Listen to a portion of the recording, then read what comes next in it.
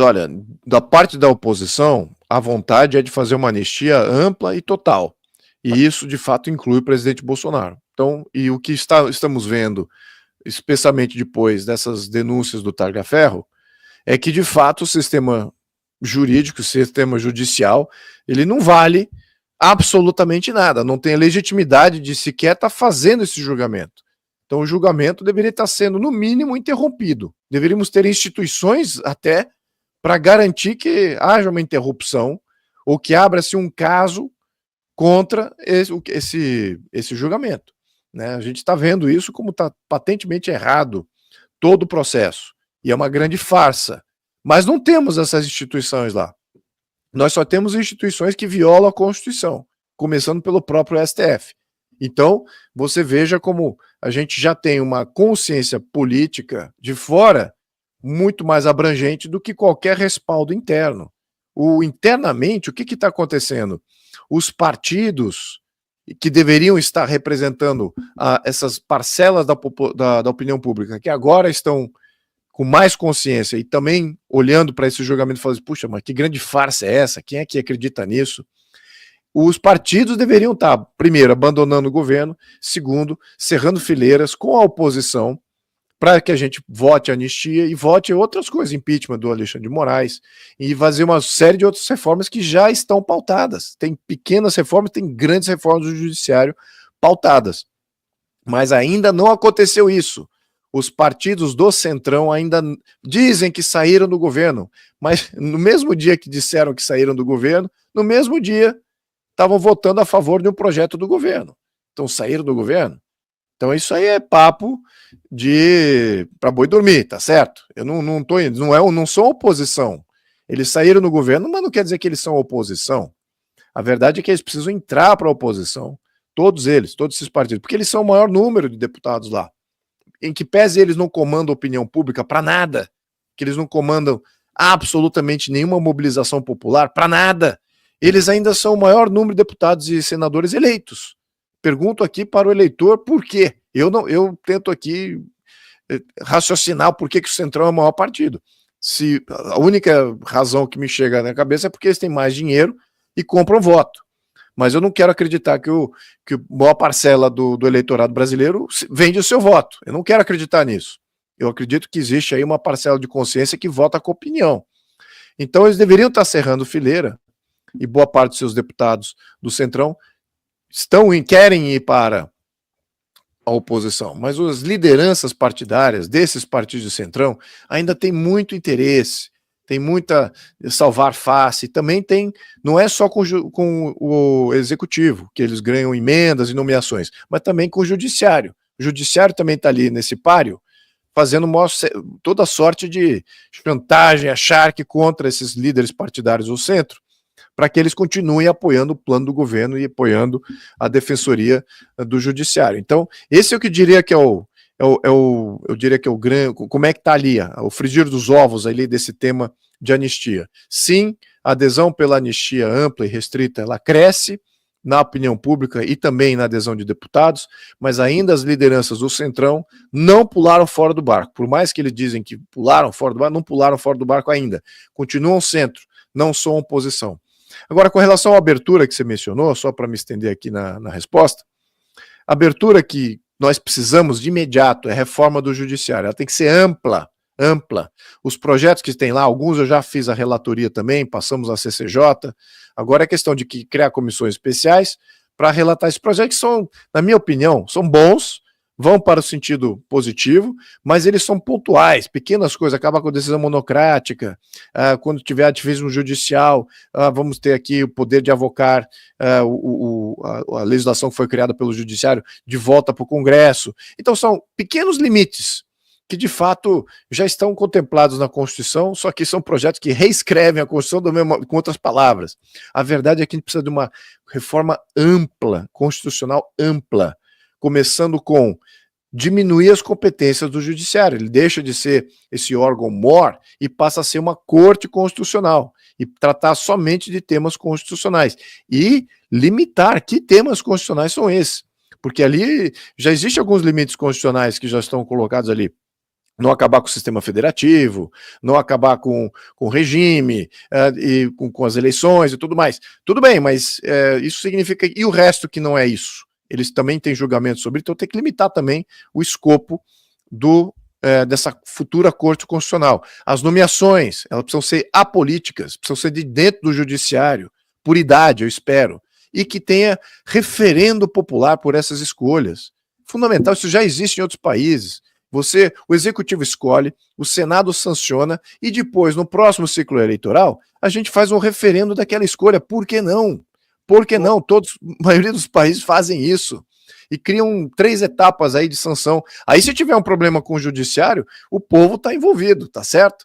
Agora, do jeito que tá num conluio tão grande e num apadrinhamento tão grande que literalmente você quebrou qualquer tipo de princípio de separação de poderes, né? Você vê que o Senado, a chancela que o Senado faz é pro forma, não é nada, eu diria que assim, contundente. Então esse eu diria que é a primeira reforma do judiciário. Agora, abrir o sistema, quando eu falo abrir o sistema, a gente precisa incutir recall de mandato, precisamos ter referendos populares, iniciativas populares, tudo isso, plebiscito, tudo isso precisa estar regulamentado. Na Constituição brasileira, está mencionado lá como artigo, mas não está regulamentado. Isso significa que não está acontecendo. Então, a Constituição que você, na leitura, você fala assim, olha que bonito, temos aqui, podemos fazer plebiscitos e referendos. Tá, mas como? Não foi definido como? Então pronto, nunca houve. E a gente não criou o hábito. Estamos muito atrasados. Então, nosso único recurso, quando tivermos alguma disputa com o Poder Federal, sabe qual que é? É sair na rua. E qual é o resultado? Só Deus sabe qual é o resultado. E também em que tempo. Agora, quando você tem todas essas iniciativas de democracia direta regulamentada, vocês sabem exatamente qual vai ser o processo e qual vai ser o resultado em que tempo. E é exatamente isso que a gente precisa incutir em termos de abertura de sistema. Primeiro acabar com a ditadura do judiciário e depois abrir o sistema através desses mecanismos de democracia direta. Palco de guerra armado, tanto no INSS quanto na anistia, e o conflito agora está ocorrendo. Se não tivesse ocorrendo nenhuma das duas, é a situação de perda para a oposição. Então, como os dois cenários de guerra de confronto político estão se materializando, nós temos boas chances dos dois. Exatamente porque o governo e o apoiamento ao governo e os escândalos, além dessas interferências externas, tanto da população na rua, quanto das incursões e das medidas que os Estados Unidos vai tomar para se proteger do maior inimigo regional que ele vai ter, que é o Brasil, isso tem um efeito político interno nos deputados e nos senadores. Então estão todos vendo de que lado eles ficam e qual é o lado mais forte para onde que ele, parlamentar, está mais suscetível de se proteger. E a gente está vendo que o lado que o governo oferece é muito pequeno e de muito risco. Então, eu acho que a maioria dos deputados e senadores tenderão, ao longo do curso desses embates que ainda vão ser travados, para pularem para o lado da oposição. Agora eu vou ter que ser bem específico aqui. Tem que ser oposição. Não adianta falar que saiu do governo. Tem que ser oposição. E a gente está vendo ainda nas votações, ainda em uma série de conjuntos lá de negociais, os partidos do centro votam com o governo, ou ainda apoiam o plano do governo. Porque tem outras trocas aí. Pode não ter mais o ministério, que é a única coisa visível. Mas e as outras autarquias? As outras agências reguladoras, e as estatais, e os interesses de emendas, e com relação a pautar e votar conforme a oposição, esses partidos do Centrão que estão dizendo que estão pulando fora, vão estar juntos? Estão abandonando de fato tudo? Ou é só a parcela visível aí para enganar o eleitor? A gente tem que estar muito mais rigoroso aí nessa cobrança, tá, meus caros?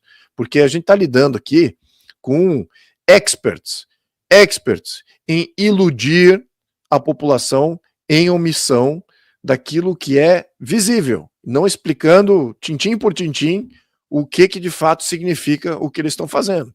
Então, é esse que é a grande cobrança aqui. Agora, tanto nessas duas instâncias, tanto mais especificamente aqui no INSS, eu acho que nós temos aí uma boa adesão de deputados e parlamentares, é um escândalo absurdo.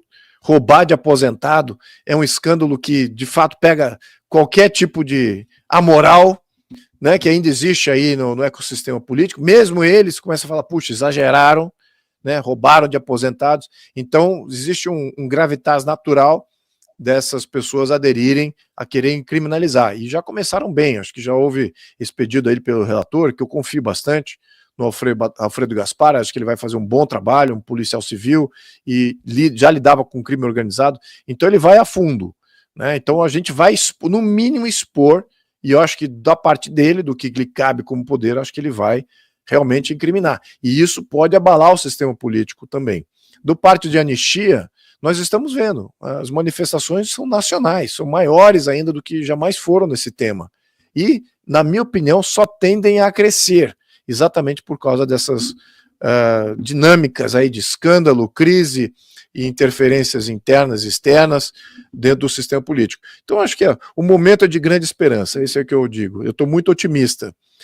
Eu acho que não podemos ficar pessimistas com pequenos retrocessos ou o andar lateral aí desses temas, porque de fato tem um tempo para a coisa se acomodar. E o inimigo também reage, né?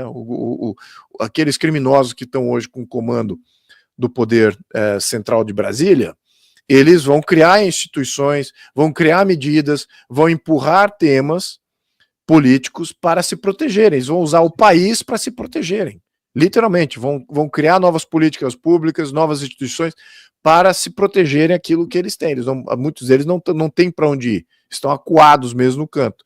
E quando você tem esse tipo de personalidade com o poder, eles vão usar o poder para se proteger. Mas mesmo esses, eu acho que até se chegar nesse ponto, vai tornar muito mais claro para a população, para todos esses agentes internacionais, que o Brasil é isso mesmo, é um grupo de criminosos que comanda as instituições públicas. É isso aí que a gente está vendo. E quando a gente tem essa consciência, ninguém quer estar junto, né? Só outros criminosos. Então aí a coisa já toma outro aspecto, né? Outra série de decisões com relação a isso.